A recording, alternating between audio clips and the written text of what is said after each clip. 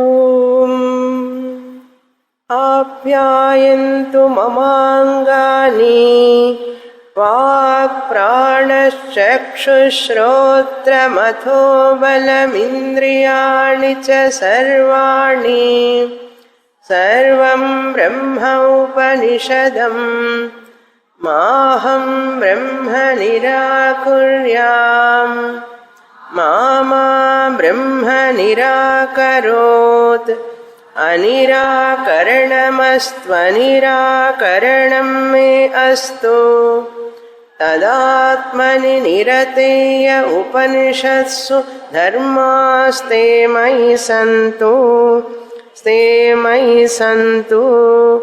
ఓం శాంతి శాంతి శాంతి. Page 267 మూడవ మంత్రం, 4వ ఖండం 3వ మంత్రం 8వ అధ్యాయం. తద్యయేవైతం బ్రహ్మలోకం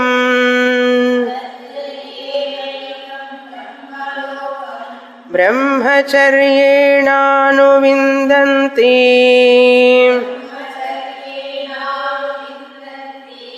తేషామేవైష బ్రహ్మలోకః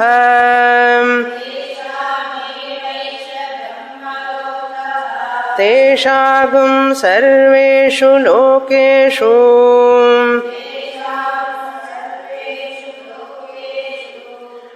కామచారో భవతి.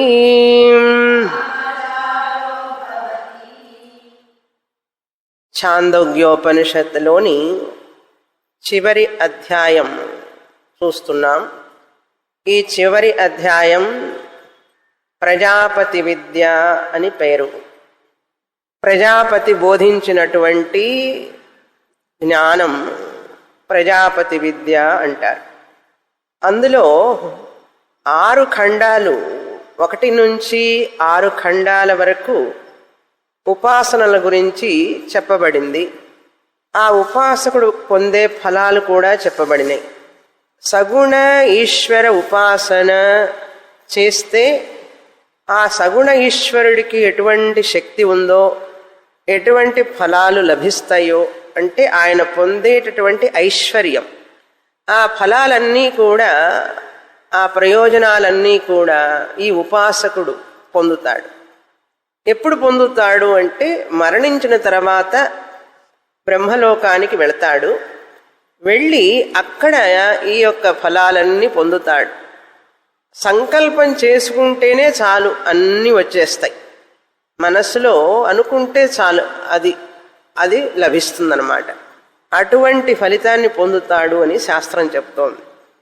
అక్కడికి వెళ్ళిన తర్వాత ఆ ఫలాలన్నీ పొంది అప్పుడు బ్రహ్మదేవుడి దగ్గర శాస్త్రం చదివి అప్పుడు క్రమముక్తిని పొందుతాడు. అన్నీ అనుభవించిన తర్వాత విద్యను పొంది అక్కడ మళ్ళీ బ్రహ్మ విద్య చదవాల్సిందే, చదివి క్రమముక్తిని పొందుతాడు అని చెప్తున్నారు. కానీ ఈ ఉపాసన చేయడానికి కూడా కొన్ని అర్హతలు కావాలి. ఎలాగైతే జ్ఞానం పొందడానికి కొన్ని అర్హతలు కావాలి, ఆ అర్హతలు పొందడానికి కొన్ని సాధనాలు చేయాలి. ఆ సాధనాలు చేస్తే అర్హతను పొందితే అప్పుడు ఆ ఉపాసకుడు బ్రహ్మలోకానికి వెళతాడు. అక్కడ ఏమేమి ఫలాలను పొందుతాడు అని తెలుసుకున్న తర్వాత ఆ సాధన ఏమిటి అని చెప్పి ఇక్కడ చూస్తాం. 3వ మంత్రంలో ఏమేం ఫలాలు పొందుతాడని తెలుసుకున్నాం మనం. అంటే సత్య సంకల్ప, ఆ శక్తి వస్తుంది ఆయనకి. సత్య సంకల్ప శక్తి వచ్చి సత్యకామ అవుతాడు. పరమాత్ముడు సత్యకాముడు కదా, ఆయన కోరికలన్నీ నెరవేరుతాయి. అనుకున్నాడు అంటే నెరవేరుతాయి. అది సత్యకామ, అవి సత్యాలు అవుతాయి. అది సత్యకామ అంటే ఎక్కడ అనుకున్నవన్నీ సత్యం అయితే అది సత్యకామయే కదా. సత్య సంకల్ప, ఆయన సంకల్పాలన్నీ కూడా సత్యమైనటువంటివి. ఆయన కామము కోరికలన్నీ సత్యమవుతాయి, నెరవేరుతాయి. ఆయన సంకల్ప శక్తి కూడా సత్యమైనది కనుక అవన్నీ సత్యమవుతాయి అని చెప్పిన తర్వాత ఈ ఉపాసకుడు కూడా అపహత పాప్మ అని చెప్పారు. పరమేశ్వరుడు పాపరహితుడు, అదేవిధంగా ఉపాసకుడు కూడా పాపాన్ని నుంచి బయటపడతాడు. అపహత పాప్మ, పాపం నుంచి బయటపడతాడు. అంతేకాదు అజరహ విమృత్యు, ఇవన్నీ చెప్పారు. ముసలితనం ఉండదు. ఆ పరమాత్ముడికి ముసలితనం లేదు, పరమాత్మను ఉపాసించే ఉపాసకుడికి కూడా ముసలితనం ఉండదు. విమృత్యు, మరణం కూడా ఉండదు. అమృతత్వాన్ని పొందుతాడు, మరణం ఉండదు అని. ఇవన్నీ నిజమా అండి, లభిస్తాయి అంటారా? వినటానికి చాలా బాగున్నాయే అని మనకు ఒకవేళ సందేహం వస్తే దానికి ఒక రుజువు చూపిస్తున్నది శాస్త్రం. ఈ మంత్రంలో చెప్పలేదు, అంతకుముందు చూసాం మనం. ఆ రుజువు ఏమిటి, ఎలా ప్రూవ్ చేసుకోగలం? మనం అనుకున్నవన్నీ నెరవేరుతాయి, అక్కడ దిగులు లేదు, చింత ఉండదు, ముసలితనం ఉండదు, మరణం ఉండదు, అన్నీ కూడా ఆనందంగా ఉంటాము అక్కడ అని చెప్పన్నది. ఏమిటండి ప్రూఫ్ అంటే, రోజు నిద్రలో మనం నిద్రపోయేటప్పుడు మనకేమన్నా బాధలు ఉన్నాయా, దిగుళ్ళు ఉన్నాయా, చింత ఉందా, ముసలితనం తెలుసా, మరణం ఉంటుందని తెలుసా? అవన్నీ ఏం లేవు కదా. తాత్కాలికంగా ఈశ్వరుడిలో కలిస్తేనే ఇంత ప్రయోజనం ఉంటే 6 గంటలు, మహా 7 గంటలు, బాగా నిద్రపోయే వాళ్ళైతే 8 గంటలు వేసుకోండి.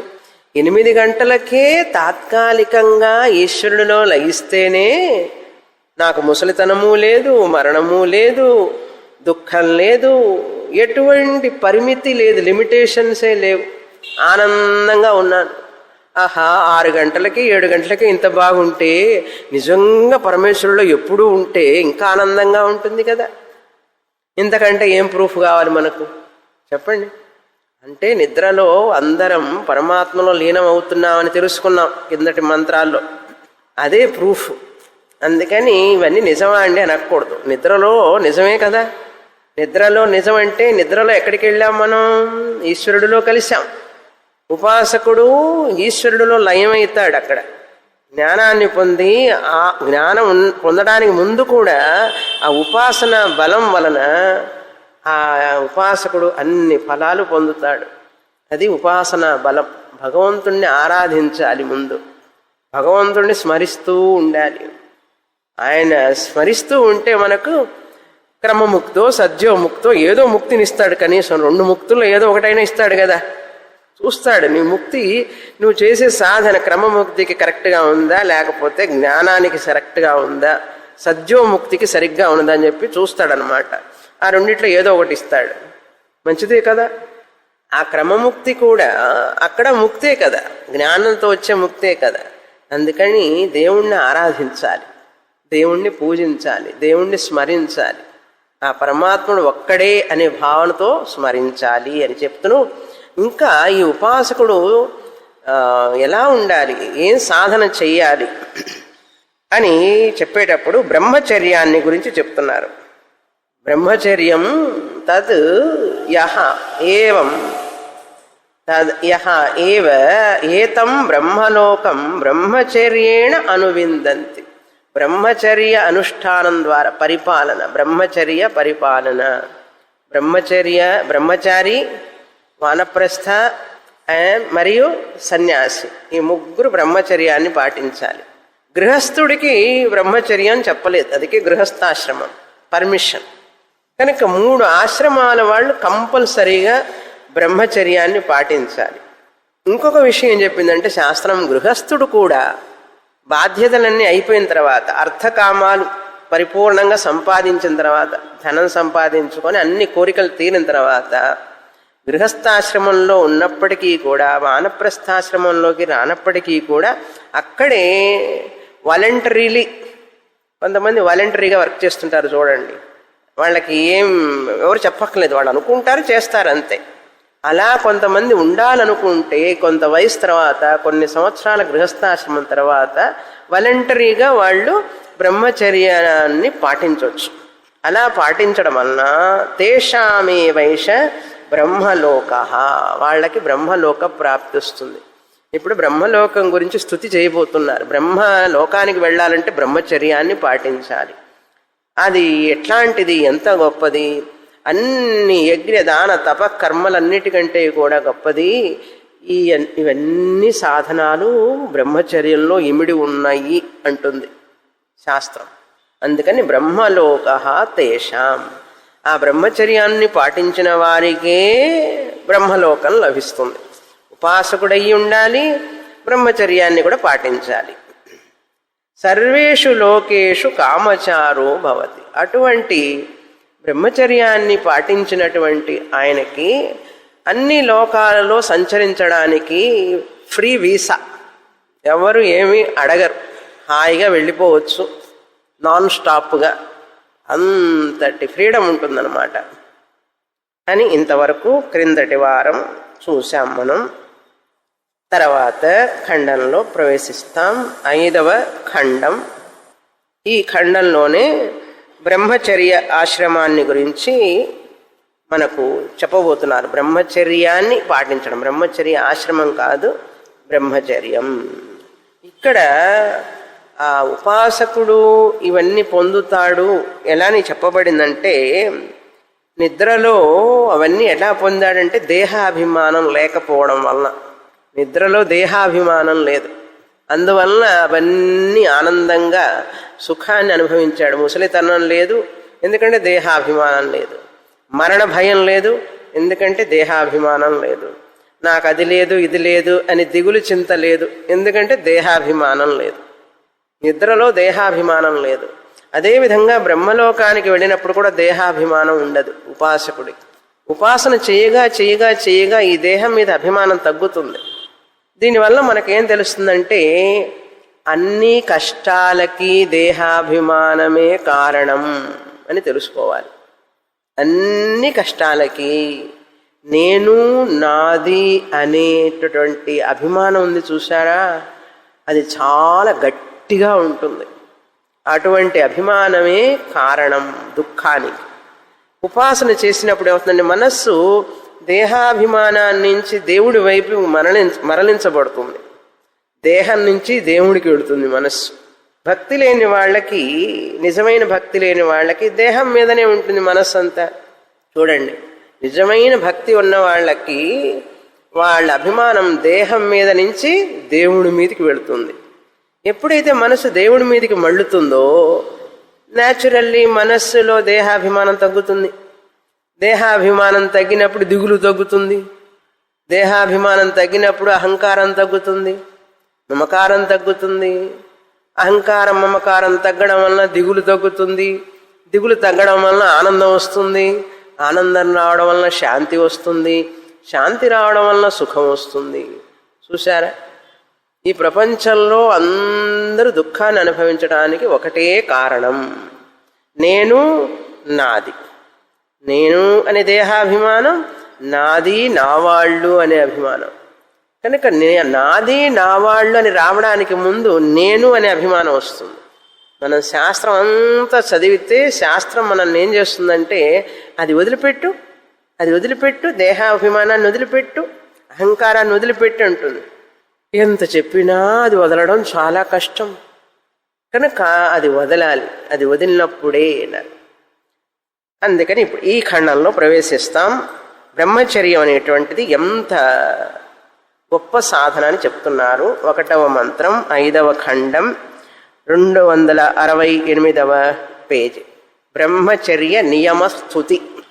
అథ యజ్ఞః ఇత్యాచక్షతే బ్రహ్మచర్యమేవ తద్బ్రహ్మచర్యేణ హ్యేవ యో జ్ఞాతా తం విందతే. అథ యదిష్టమిత్యాచక్షతే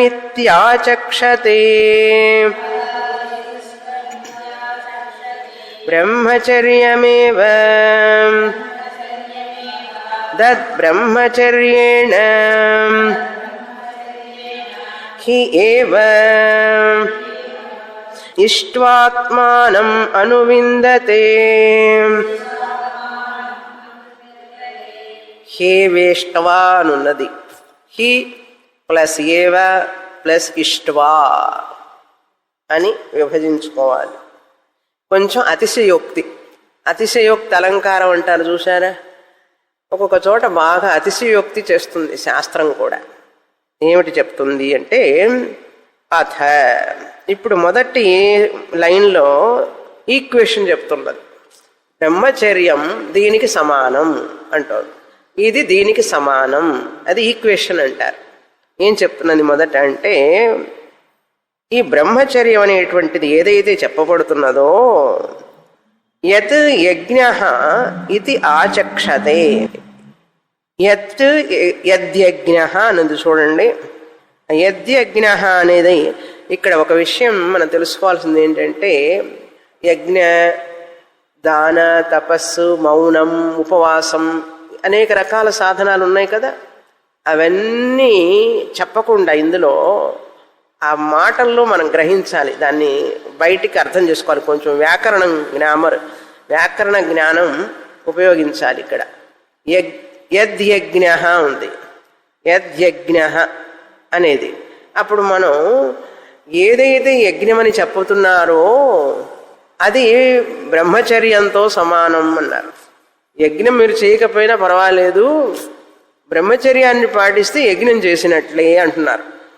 మొదటి ఈక్వేషన్ అంటే బ్రహ్మచర్యము యజ్ఞముతో సమానము అని అర్థం. యజ్ఞం చేస్తే ఎంత ఫలితం, ఎన్ని రకాలైనటువంటి ఫలితాలు పొందుతాడో, యజ్ఞం చేయకపోయినా కూడా బ్రహ్మచర్యం పాటిస్తే ఆ ఫలాన్ని పొందుతాడు. అందుకని బ్రహ్మచర్యము యజ్ఞంతో సమానం అనేది ఈక్వేషన్. బ్రహ్మచర్యం ఈజ్ ఈక్వల్ టు యజ్ఞ అన్నారు. నిజంగా ఇక్కడ యజ్ఞ అని చెప్పలే, యజ్ఞ అని ఉన్నది. దాన్ని మనం ఎట్లా విభజించుకోవాలి అంటే, యహ యో యద్ యజ్ఞ ఇత్యాచక్షతే బ్రహ్మచర్యమేవ. ఇక్కడ యజ్ఞ యహ జ్ఞాత తర్వాత వస్తుంది రెండో లైన్లో. ఏదైతే యజ్ఞమని చెప్తున్నారో అది బ్రహ్మచర్యమే అంటున్నది. ఇది చెప్పిన తర్వాత ఎందుకని అలా చెప్తోంది ఉపనిషత్తు అంటే కారణం చెప్తున్నారు. ఇప్పుడు దాన్ని స్తుతి చేస్తున్నది తర్వాత పోర్షన్లో. తత్ బ్రహ్మచర్యేణ హి యో జ్ఞాత, బ్రహ్మచర్యేణ హి ఏవ, హేవ ఉంది కదా, బ్రహ్మచర్యేణ హి ఏవ యో జ్ఞాత. చూడండి, యో జ్ఞాతలో ఇప్పుడు ఇక్కడ చూడాలి. ఇందాక యజ్ఞ అంటే ఏదైతే యజ్ఞం అని చెప్పి గొప్పగా చెప్తున్నారో అది బ్రహ్మచర్యంతో సమానం కనుక బ్రహ్మచర్యమే యజ్ఞం అని చెప్పిన తర్వాత అంతగా ఎలా చెప్పబడిందండి అంటే, చూడండి ఇక్కడ చెప్తాము. బ్రహ్మచర్యేణ ఏవ, బ్రహ్మచర్యం వలననే యో జ్ఞాత తం విందతే. తం విందతే అంటే క్రమముక్తిని పొందుతాడు. క్రమముక్తిని అంటే జ్ఞానం పొందుతాడు అక్కడికి వెళ్ళి. తం విందతే అంటే బ్రహ్మజ్ఞానాన్ని పొందుతాడు. ఇది ఉపాసనా అధ్యాయం కనుక, మనం ఉపాసనా ఖండం కనుక బ్రహ్మలోకం అని చెప్పాలి, సద్యోముక్తి అని చెప్పకూడదు. అక్కడికి వెళ్ళినా బ్రహ్మాన్ని తెలుసుకుని క్రమముక్తి ద్వారా పొందాడు కనుక అక్కడ తం విందతే అంటే క్రమముక్తిని పొందుతాడు. ఎవరు? యో జ్ఞాత. యో జ్ఞాత అని మనం ఎట్లా విభజించాలంటే, యో అనేది యహ అని అర్థం, జ్ఞాత యహ జ్ఞాత, ఎవరైతే తెలుసుకుంటారో. యహ జ్ఞాత, ఎవరైతే తెలుసుకుంటారో. ఏమిటి తెలుసుకుంటారు? బ్రహ్మచర్యము యజ్ఞంతో సమానం అని ఎవరైతే తెలుసుకుంటారో అంటే ఎవరైతే బ్రహ్మచర్యాన్ని పాటిస్తారో, యజ్ఞంతో సమానమని పాటిస్తారో యో జ్ఞాత, యహ జ్ఞాత. ఈ యహ జ్ఞాతలో చూడండి, యహ యకార, జ్ఞాతాల్లో జ్ఞకార. యహ అనే దాంట్లో యా ఉంది కదా, జ్ఞాతాల్లో జ్ఞా ఉంది కదా, ఆ రెండు అక్షరాలు కలపండి, యజ్ఞ. చూసారా? దాన్ని మనం ఎక్స్ట్రాక్ట్ చేసుకోవాలి అక్కడ అని శంకరాచార్యుల వారు రాస్తారు కామెంటరీలో. తర్వాత విందతే, తర్వాత అథ ఏది ఇష్టమిత్యాచక్షతే. ఇష్టం అనేటువంటిది మరొక యజ్ఞం. ఇష్టాపూర్తం మనం ముండకోపనిషత్తులో చూసాం. ఇష్టాపూర్తం మన్యమాన వరిష్టం. ఇష్టం పూర్తం అనేది, ఇష్టం అనేది వైదిక యజ్ఞం, వైదికమైనటువంటిది. పూర్తం అనేది స్మార్త కర్మ, ఇష్టం అనేది వైదిక కర్మ, శ్రౌత కర్మ. ఇష్టం అనేటువంటిది కూడా ఇందాక యజ్ఞం అయితే ఎట్లా చెప్పారో ఇష్టం అనేటువంటిది మరొకటి. ఇష్టం అంటే మన తెలుగులో ఇష్టం కాదు, యజ్ ధాతువు నుంచి వచ్చింది ఇష్టం అనేది. రెండు అర్థాలు ఉన్నాయి. యజ్ అంటే పూజించడం, ఇష్ అంటే కోరుకోవడం, భగవంతుణ్ణి కోరుకోవడం ఇష్. అందుకనే ఆ ఇష్లో నుంచి వచ్చింది ఇష్టం. నాకు ఇష్టమైందే కదా కోరుకుంటాను. ఇష్టం ఎంత చక్కని పదం చూసారా తెలుగులో. మనం అనుకుంటాం, తెలుగు పదం అనుకుంటుంటాం, ఇష్టం అనేది సంస్కృత పదం. ఎక్కడి నుంచి వచ్చిందయ్యా అంటే ఇష్లో నుంచి వచ్చింది. భగవంతుణ్ణి కోరుకుంటాం ఇష్టమైన దాన్ని, అందులో నుంచి ఇష్లో నుంచి వచ్చింది ఇష్టం. భగవంతుణ్ణి ఇష్టమైన దాన్ని కోరుకోవడానికి భగవంతుణ్ణి పూజిస్తాం. యజ్, యజ్ అనే ధాతు. కనుక ఏది ఇష్టం ఇత్యాచక్షరే, ఏదైతే ఇష్టమని చెప్పబడుతున్నదో ఇది రెండవది. మొదటిది ఏమిటి? యజ్ఞ బ్రహ్మచర్యం సమానం. ఇప్పుడు ఇష్టం శ్రౌతకర్మ, బ్రహ్మచర్యం సమానం. ఏది ఇష్ట్వా ఆచక్షత, ఏదైతే ఇష్టమని పిలువబడుచున్నదో, ఆచక్షతే అంటే పిలువబడుచున్నదో, బ్రహ్మచర్యమేవ తత్, అది బ్రహ్మచర్యంతో సమానమే. నువ్వు బ్రహ్మచర్యాన్ని పాటిస్తే ఆ ఇష్టం యజ్ఞం చేసినట్టే, ఆ యాగం చేసినట్టే, శ్రౌతకర్మ చేసినట్లే అన్నారు. తద్ బ్రహ్మచర్యేణ యద్ బ్రహ్మచర్యేణ హి ఏవ ఇష్ట్వా ఆత్మానం అనువిందతే. ఈ బ్రహ్మచర్యాన్ని పాటించి ఎవరైతే ఉంటారో ఇష్ట్వా ఆత్మానం అనువిందతే, ఆత్మను పొందుతారు, బ్రహ్మలోకానికి వెళ్ళి ఆత్మజ్ఞానాన్ని పొందుతారు అని అర్థం. అది ఇప్పుడు బ్రహ్మచర్యం యొక్క స్తుతి అయిపోయింది. తర్వాత మంత్రం చదువుతాం. రెండవ మంత్రం. అథ యత్ సంత్రాయణమిత్యాచక్షతే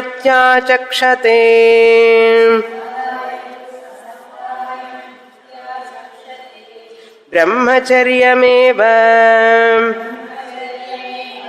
తద్బ్రహ్మచర్యేణ హ్యేవ సత ఆత్మనః ఆత్మనస్త్రాణం విందతే. అథ యన్మౌనం ఇత్యాచక్షతే బ్రహ్మచర్యమేవ తత్ బ్రహ్మచర్యేణ హ్యేవ ఆత్మానమనువిద్యమనుతే.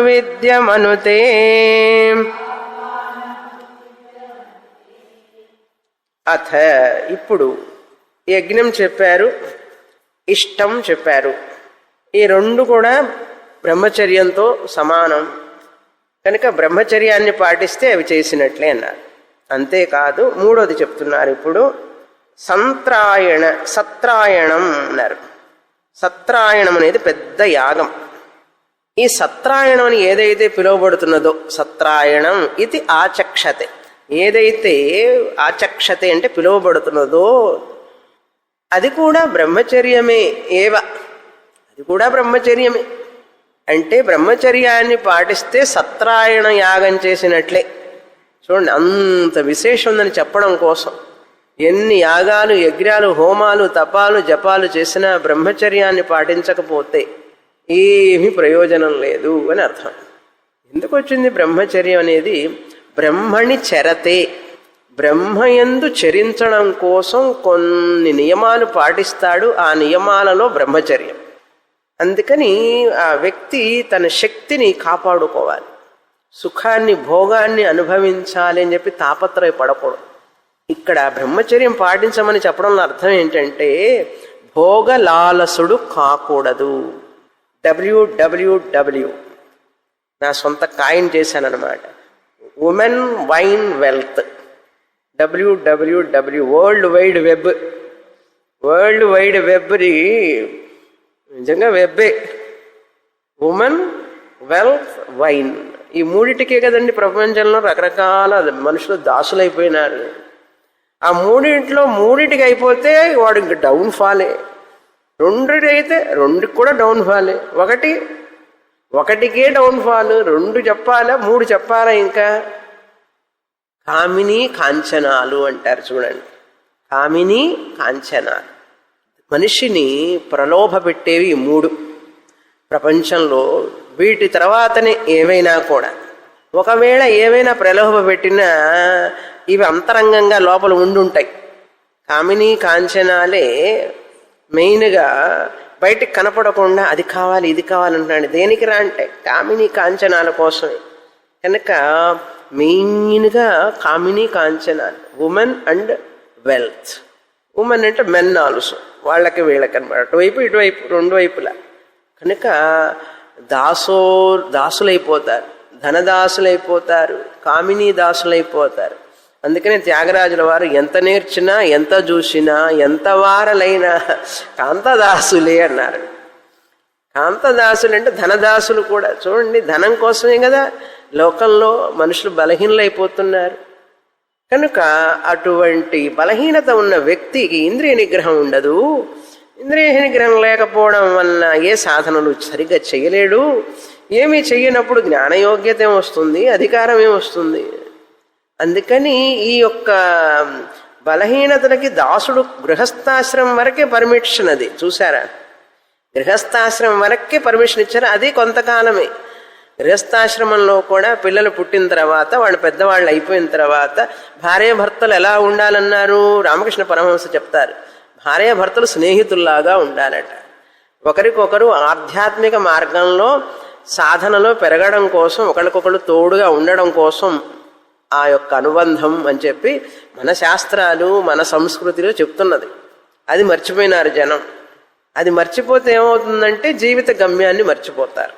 అంతేకాని స్త్రీ పురుషుల సంబంధం అనేది ఒక పవిత్ర బంధంగా భావించి ఇక్కడ ఒక వివాహ వ్యవస్థ అనేది పెట్టి, ఆ వివాహ వ్యవస్థలో నిన్నో ఎడిటోరియల్ వచ్చింది ఈనాడులో, చదవండి. వివాహ బంధం అని ఆ ఎడిటోరియల్ అందరి చేత చదివించండి. సమాజం ఎటువైపు వెళ్ళిపోతున్నది, రకరకాలైన వెర్రితలలు వేస్తున్నాయి బుద్ధులన్నీ అని చెప్పి చక్కగా రాశారు ఆ ఎడిటోరియల్లో. కనుక వివాహ బంధం కూడా శాశ్వతం కాదది.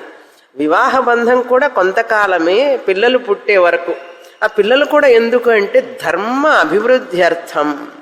వాళ్ళు పుట్టి పెరిగిన తర్వాత, పెద్దవాళ్ళు అయిన తర్వాత, కొంతకాలం తర్వాత నువ్వు జప తప సాధనాల్లోకి వెళ్ళాలి. అది లేకపోతే జీవన గమ్యం తెలియదు నీకు. స్త్రీ పురుషులంటే అందుకోసమే కాదు ఆ సంబంధం అనేది, కొంతకాలం వరకే. అది తర్వాత ఆధ్యాత్మిక మార్గంలో వెళ్ళడానికి ఒకరికొకరు తోడుగా నీడగా. అర్థాంగి అంటే అది అర్థం. ధర్మార్థ కామ పురుషార్థాలు, మోక్ష పురుషార్థం వరకు వెళ్ళాలి. రెండు పురుషార్థాలు పట్టుకొని వేళ్లాడితే దిగులు చింత ముసలితనం వచ్చేస్తుంది.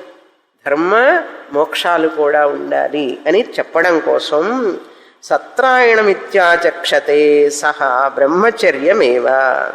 తద్ బ్రహ్మచర్యేణ, ఆ బ్రహ్మచర్యం వలన ఏమవుతుంది, సతః ఆత్మనః త్రాణం విందతే.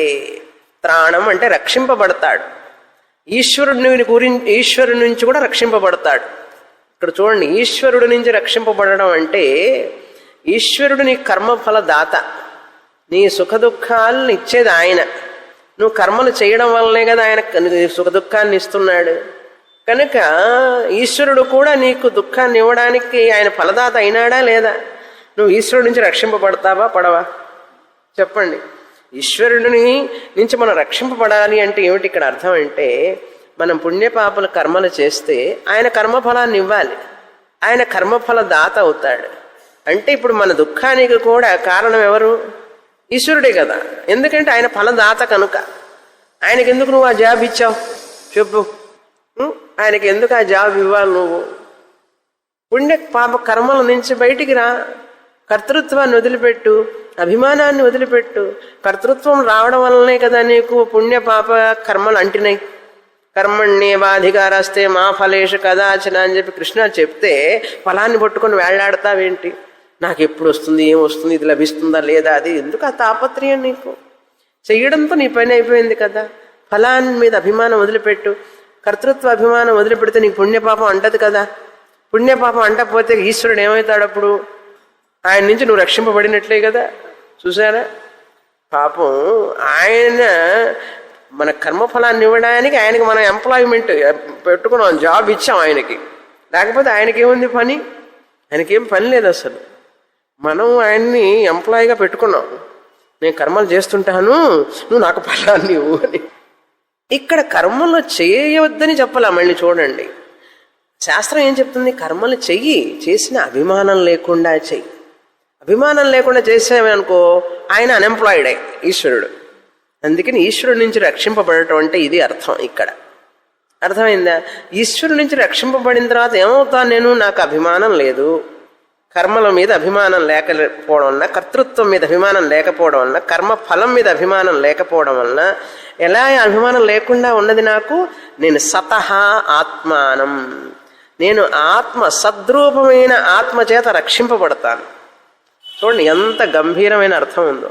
సతహ ఆత్మనః, సద్రూపమైన నా ఆత్మతత్వాన్ని నేను తెలుసుకోవడం వలన కర్తృత్వ అభిమానం పోయింది నాలో. అప్పుడు ఏమవుతుందంటే నేను రక్షింపబడతాను. త్రాణ, సతత్రాణం, సత్రాణం.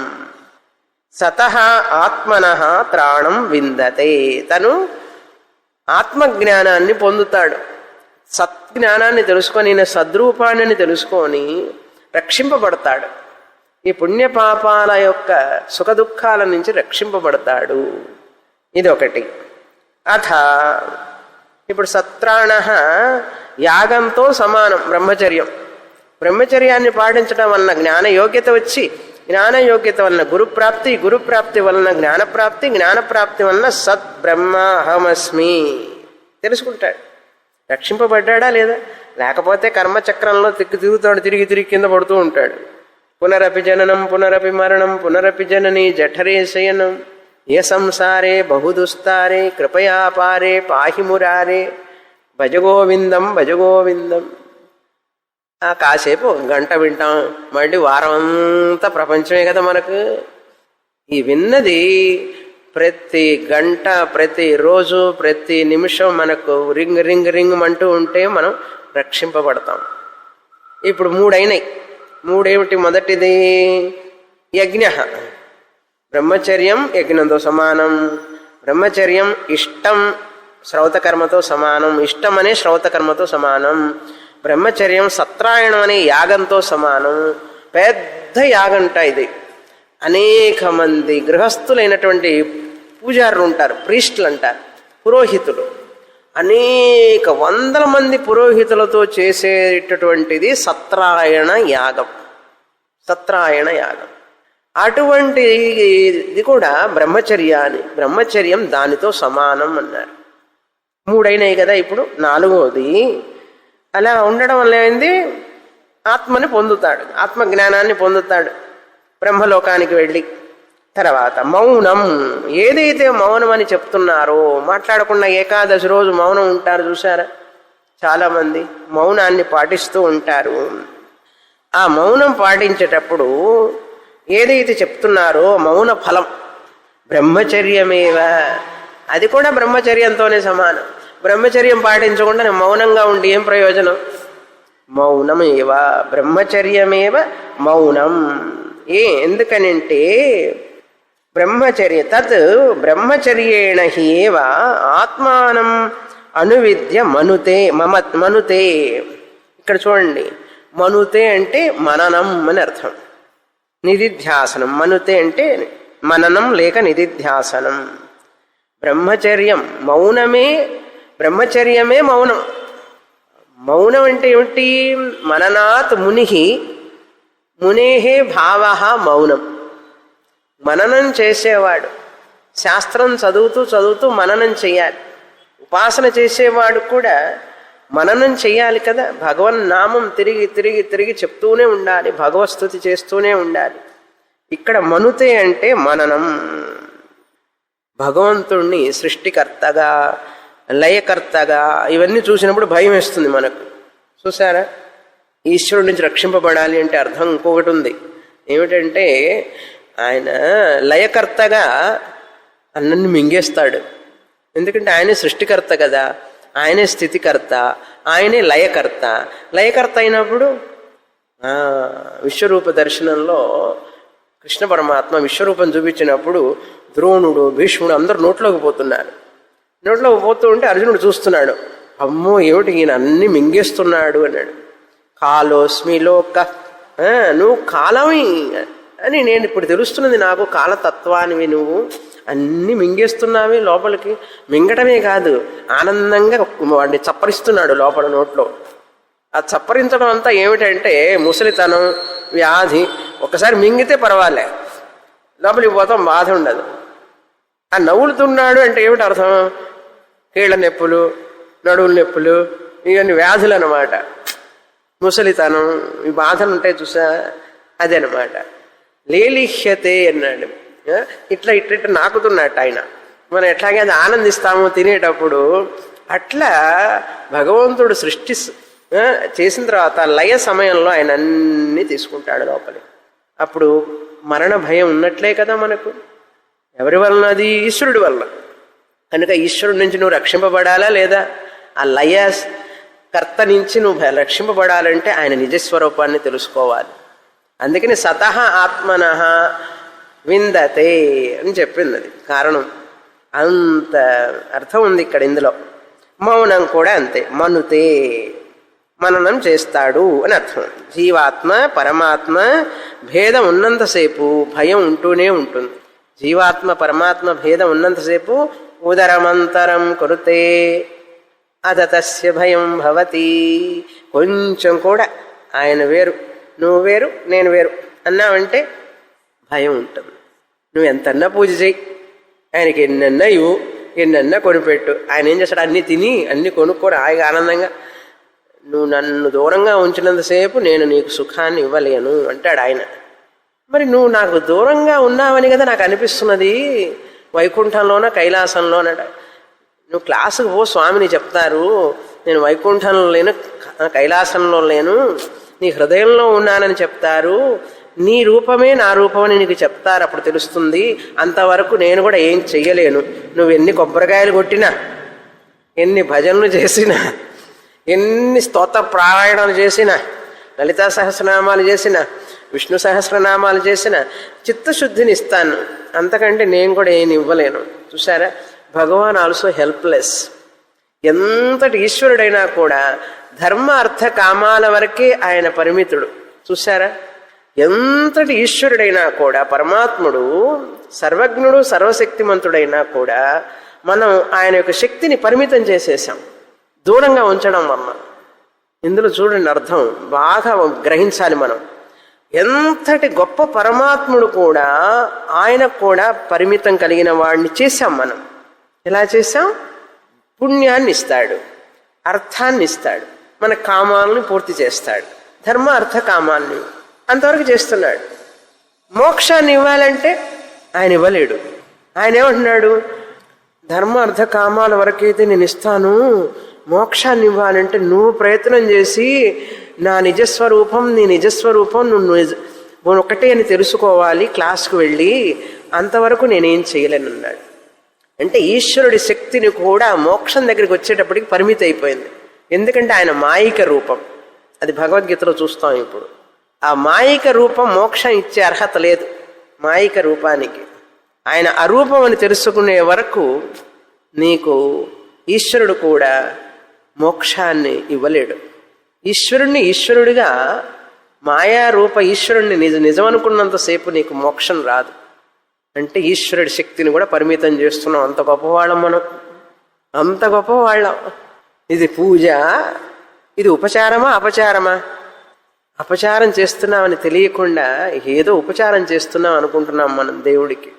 దేవుడు కూడా ధర్మ అర్థ కామాల వరకే పరిమితుడు మనకి ఇవ్వటానికి, అంతకంటే ఆయనకి శక్తి లేదు. ఎందుకంటే వ్యావహారికం కనుక. ఆయన కూడా ఈశ్వరుడు మాయా సహితం బ్రహ్మ, కృష్ణ, రాముడు, దేవుడు ఈ రూపాలతో ఉన్న ఏకరూప విశ్వరూప వ్యావహారికం. ధర్మ అర్థ కామాలు వ్యావహారికం. పారమార్థిక సత్యాన్ని తెలుసుకున్నప్పుడే నువ్వు ముక్తుడు అవుతావు. అప్పుడు ఆయన రోల్ ఏ ఉండదు అక్కడ. ఈశ్వరుడి రోల్ అయిపోయింది. ఎందుకంటే ఈశ్వరుడు లేడు అక్కడ. చూసారా, మోక్షం అనే యొక్క పొందినప్పుడు ఈశ్వరుడు లేడు. ఎందుకంటే ఈశ్వరుడిని మనం అలా కలిపేసుకున్నాం. ఈశ్వరుడు లేడంటే స్వామిని ఈశ్వరుడు లేకుండా ఎట్లా అన్నాడు? ఈశ్వరుడు ఉండడానికి ఆస్కారం లేదు. ఆయన్ని నీలో కలిపేసుకున్నావు జ్ఞానం ద్వారా. ఎంత అద్భుతమైన విషయం చూడండి. ఇంత విషయం చెప్తుంటే శాస్త్రం మొద్దులాగా నిద్రపోతున్నారు, మొద్దుల్లాగా అంటుంది, తిడుతున్నది శాస్త్రం. ఈ చిన్న చిన్న విషయాల కోసం తాపత్రయపడుతూ, ఉదాహరణ చెప్పాలంటే పంది పిల్లలతో బురదలో, ఆ బురద ఎట్లాంటి వాసన వస్తుంటుంది, ఆ బురదలో తిరుగుతూ ఆనందిస్తూ ఆహా నా సౌఖ్యమే సౌఖ్యం అనుకుంటున్నది. ఇటువంటి వాటితో పోలుస్తుంటారు వైరాగ్యం రావడానికి. చిన్నప్పుడు పంది బురదలో పొర్లుతూ ఉంటే, నారదుడి కథ తెలుసా మీకు? ఆయన పంది లాగా తీసుకొని పిల్లలతో ఆనందంగా ఉన్నాడు. సుఖం, సంసార సుఖం అంటే ఏమిటంటే ఒకసారి వెళ్ళిరా తెలుస్తుంది అన్నాడు. అయిపోయి ఆ పంది పిల్లలతో ఆడుకుంటున్నాడు. ఆ పంది రూపంలో ఆడుకుంటుంటే విష్ణుమూర్తి అడిగాడు, ఏమన్నా బయటకు వస్తావా లేదా అన్నాడు. ఇప్పుడు కాదు అన్నట్ట. ఈ కథ తెలుసా మీకు? అందుకే కథలు చదవాలి, బాగా చదవాలి. ఇటువంటి కథలు ఓలడన్ని కోకొల్లలు మన శాస్త్రంలో. ఎందుకు చెప్పారు ఆ విషయం తెలిసిందా ఇప్పుడు అర్థం? మనిషి భోగలాలసుడు కాకూడదు, ఈశ్వరుడు కూడా పరిమితుడే. అందుకని ఆత్మజ్ఞానాన్ని పొందితేనే మనం అరూప జ్ఞానాన్ని పొందాలి అని అన్నాం. తర్వాత మంత్రం, మూడవ మంత్రం. ఇప్పుడు 4 అయిపోయినాయి. యజ్ఞం, ఇష్టం, సత్రాణం, తర్వాత మౌనం. ఇవన్నీ కూడా బ్రహ్మచర్యంతో బ్రహ్మచర్యం వీటన్నిటికీ ఈక్వల్ అని అర్థం. అవన్నీ 4 కలిపినా కూడా బ్రహ్మచర్యంతో సమానం అన్నారు. అంటే బ్రహ్మచర్యం చాలా గొప్పది అని అర్థం. అథ యదనాశకాయనమిత్యాచక్షతే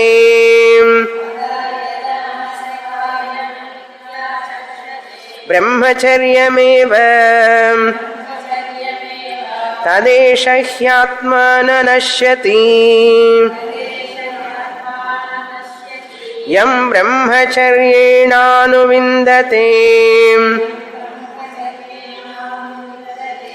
అథ యదరణ్యాయనమిత్యాచక్షతే బ్రహ్మచర్యమేవ తత్తదరచ్చహ వై న్యశ్చార్ణవో బ్రహ్మలోకే తృతీయస్యామితో దివి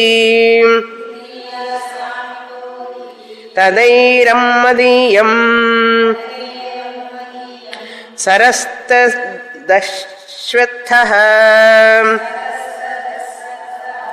సోమసవన తదపరాజిత పూర్బ్రహ్మణః ప్రభువిమితం హిరణ్మయం. ముందే చెప్పాను ఇదంతా అతిశయోక్తి అని. కొంత ఎక్స్ట్రా పొగుడుతాం అన్నమాట. అది పొగిడినప్పుడు ఇంకా బ్రహ్మచర్యమే లైఫ్ గోల్ అనుకోకూడదు. అదొక సాధన, అర్థమైందా? అది ఒక ఉన్నతమైన సాధన, సాధనాలన్నింటిలోకి సాధన. ఇప్పుడు ఇక్కడ ఏం చెప్తున్నారంటే అథ యత్ అనాశకాయనం. అనాశకాయనం అంటే ఉపవాసం చేస్తుంటారు కదా, ఉపవాసం గురించి చెప్తున్నారు ఇప్పుడు. అశనం అంటే తినడం, అనాశనం అనాశకాయనం అంటే ఉపవాసం చేయడం అని అర్థం, తినకుండా ఉండడం. ఈ ఉపవాసం అనేది ఏంటో అర్థం? ఉప అంటే సమీపం, వాస అంటే ఉండడం, సమీపంలో ఉండడం, ఉపవాసం. ఈ చంద్రాయణం వ్రతం చేసేవాళ్ళు ఏం చేస్తారంటే, పౌర్ణమి అనుకోండి, వాళ్ళ ఉదాహరణకి పౌర్ణమి, ఈ పౌర్ణమి రోజు ఏం చేస్తారంటే 15 ఇడ్లీ తిన్నాడు అనుకోండి, 15 ఇడ్లీ, తర్వాత రోజు 14 తినాలి, తర్వాత రోజు 13 తినాలి, తర్వాత రోజు 12 తినాలి. అట్లా చేసుకుంటూ తగ్గించుకుంటూ వెళితే 1కి చివరికి వస్తాడు. ఒకే ఇడ్లీ తినాలి. ఉదాహరణకు చెప్తున్నా ఇడ్లీ అని. ఇడ్లీ కాకపోతే చపాతీ ఏదో ఒకటి, కాకపోతే అన్నం తినేటప్పుడు కూడా దాన్ని తగ్గించుకుంటూ రావాలి. మళ్ళీ అమావాస్య తర్వాత 1 ఇడ్లీ నుంచి 2, చంద్రుడు ఎట్లా పెరుగుతూ ఉంటాడో అట్లాగే 2వ ఇడ్లీ, 3వ రోజు పాడ్యమి రోజు 1 ఇడ్లీ, విద్య 2 ఇడ్లీ, తదియ 3 ఇడ్లీ, అట్లా అనమాట. అట్లా పెంచుకుంటూ వెళ్ళాలి. కిందేమో తగ్గించుకుంటూ వచ్చాడు ఇందాక, ఇప్పుడు వివరించుకుంటూ వెళ్ళాలి. ఇలా చేస్తే దీన్ని చాంద్రాయణ వ్రతం అంటారు. చాంద్రాయణ వ్రతం. ఈ చాంద్రాయణ వ్రతం అనాశకాయనం చాంద్రాయణ వ్రతం చేసేటప్పుడు బ్రహ్మచర్యమేవ, ఈ ఉపవాసం కూడా బ్రహ్మచర్యంతో సమానం అన్నారు. తత్ ఏషః హి ఆత్మానం నశ్యతి అన్నారు. బ్రహ్మచర్యమేవ ఇక్కడ తదేశం ఆత్మా నశ్యతి అంటే ఆ వ్యక్తి ఈ బ్రహ్మచర్యాన్ని పాటించినట్లే అతడు నశించడు అంటోంది. అంటే ఆధ్యాత్మికంగా పతనం కాడు అని అర్థం. ఇక్కడ నశించడం అంటే ఏదో నశించిపోవడం అని కాదు అర్థం. శాస్త్రం ప్రకారం ఆధ్యాత్మిక చింతన లేకుండా, ఆధ్యాత్మిక చింతన ఉండి కూడా ఆ జీవితాన్ని జీవించకుండా, ఆ చింతన కోసం ప్రయత్నం చేయకపోతే వాడు బతికినా నశించినట్లే. అసలు శాస్త్రం లెక్క చేయదు వాడని. వీడు బతుకున్నవాడితో సమానమా అంటుంది. నాస్తికుణ్ణి, దైవ చింతన లేనివాడిని, ఆచారం లేనివాడిని, అనుష్ఠానం లేనివాడు వాడు పశువుతో సమానం కదా. అవునా? మనిషి జన్మ ఎత్తి పురుషార్థాన్ని, మోక్ష పురుషార్థం కోసం పనిచేయకపోతే అదొక జన్మ అండి? చెప్పండి మీరే.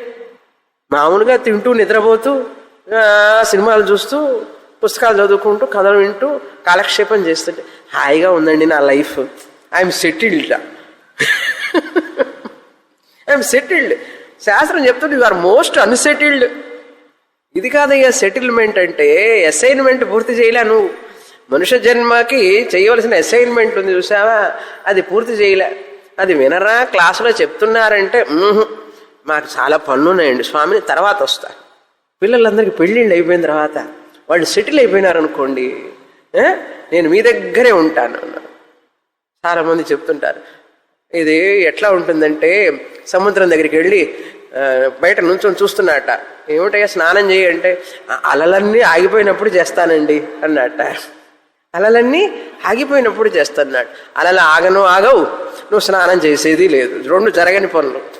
అట్లాగే చాలామంది అమ్మాయికి పెళ్లి కావాలి, అబ్బాయికి పెళ్లి కావాలి, పెళ్ళైన తర్వాత పిల్లలు, మనవాళ్ళు, మనవరాళ్ళు, కొంత రెస్పాన్సిబిలిటీస్ ఉన్నాయండి స్వామిని. ఇవన్నీ పూర్తి చేసుకున్న తర్వాత నేను ఫుల్ టైమ్గా శాస్త్రంలో ఉంటా.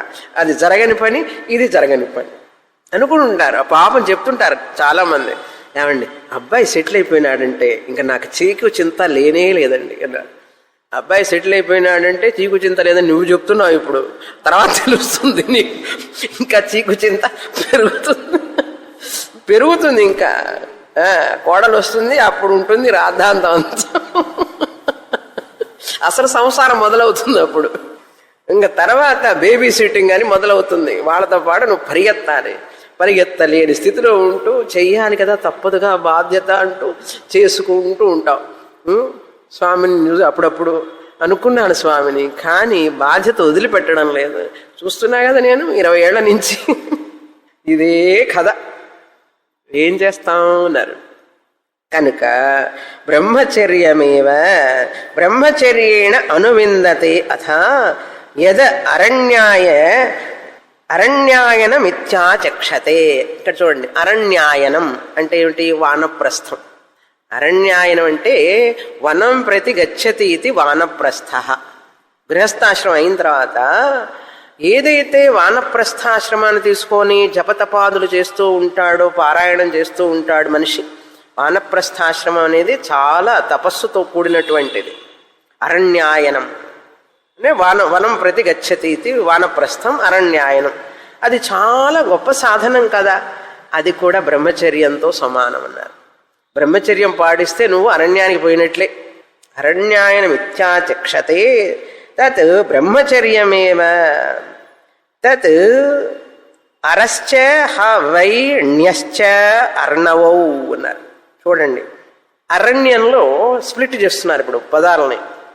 అర ప్లస్ ణ్య, అర ణ్య 2 కలిపితే అరణ్య. ఈ అరణ్య అనేటువంటిది ఏమిటి అంటే వానప్రస్థాశ్రమం.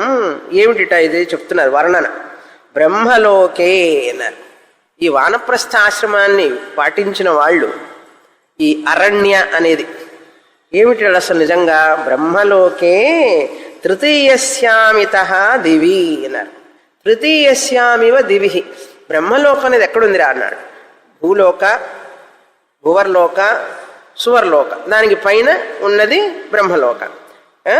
తత్వే తృతీయస్యామిత, ఈ భూమి భూహు భువ సోహ స్వర్గలోకానికి కూడా పైన ఉన్నది. చూడండి, మనిషి 3-4 రకాలు ఇక్కడ. కొంతమంది భూలోకంలో పుట్టి మళ్ళీ చనిపోయిన తర్వాత మళ్ళీ భూలోకానికే వస్తారు. కొంతమంది భూలోకంలో పుట్టి చనిపోయిన తర్వాత కొంతకాలం స్వర్గంలో ఉంటారు. స్వర్గంలో ఉండి తిరిగి వస్తుంటారు, అదొక రకం. కొంతమంది పుట్టి ఉపాసన చేసి ఇది దాటి బ్రహ్మలోకానికి వెళతారు. బ్రహ్మలోకానికి వెళ్ళి తిరిగి వస్తారు మళ్ళీ వాళ్ళు కూడా. కొంతమంది సకామ ఉపాసకులందరూ తిరిగి వస్తారు. కనుక ఈ మూడింటికి మించినది ఏమిటయ్యా అంటే దివి, ఆ పైన ఉన్నటిది బ్రహ్మలోకం. ఆత్మజ్ఞానం పొంది అక్కడ మోక్షాన్ని పొందాలి. ఇక్కడ క్లాస్కి అటెండ్ కాకపోతే అక్కడ నువ్వు తప్పించుకోవాలి. ఇవన్నీ కష్టాలు చెప్తున్నారనమాట. హాయిగా క్లాసుకి పోయి కూర్చో, ఇంత కష్టపడాలి అక్కడ అని చెప్తున్నారు. అయినా అట్లన్నా ఉపాసన చేస్తారేమోనని. తృతీయస్యామిత దివి తత్ ఐరమ్మదీయం, అక్కడికి వెళ్తాడు బ్రహ్మలోకానికి. ఇవన్నీ దాటుకుంటూ వెళ్తాడు. మళ్ళీ భూలోకానికి రాడు, స్వర్గలోకానికి వెళ్ళి తిరిగి రాడు, మళ్ళీ బ్రహ్మలోకానికి పోయి కూడా మళ్ళీ తిరిగి రాడు. అంటే నిష్కామ ఉపాసన చేసి అక్కడికి వెళ్ళి అక్కడ జ్ఞానాన్ని పొందుతాడు. కనుక ఐరమ్మదీయం అన్నాడు. ఐరమ్మదీయం అంటే అక్కడ మంచి జ్యూస్ తాగుతుంటాడు. ఐరమ్మదీయం అంటే ఇక్కడ ఏం చెప్తారంటే అన్నపు గంజి. ఐరం అంటే అన్నపు గంజి, అన్నం గంజి చేస్తారు చూసారా, ఐరం. అట్లాంటి గంజి అక్కడ తాగుతాడు. ఏం తాగుతాడట, అది ఎట్లాంటిదంటే 2 సరస్సులు ఉన్నాయట అక్కడ. ఆ 2 సరస్సులు చెప్తున్నారు ఇక్కడ. చెప్పి అవి భుజిస్తాడు.